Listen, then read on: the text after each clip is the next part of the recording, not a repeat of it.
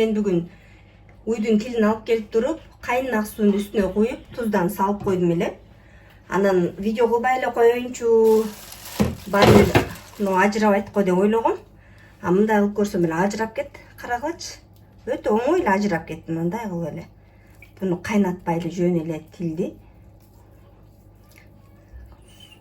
Туз салып туруп эле. Анан жарым саат, даже 40 минута болду. Тымдап койдум эле. Аябай оңой эле чыгып кетти. Комешникен деле бардыгы чыгып кетти.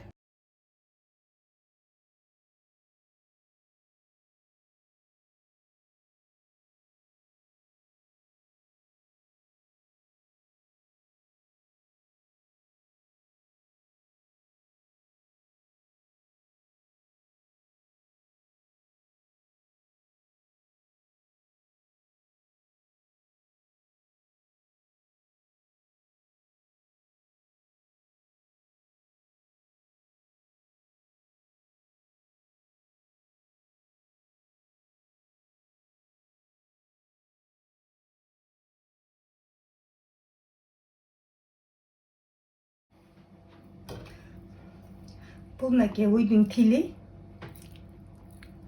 Ушундай кылып бөлүп алдым.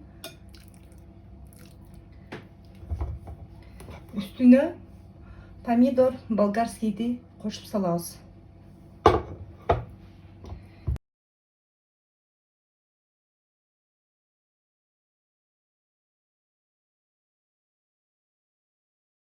Нужные и потом перец не нужны. Апа, перец не нужен, да?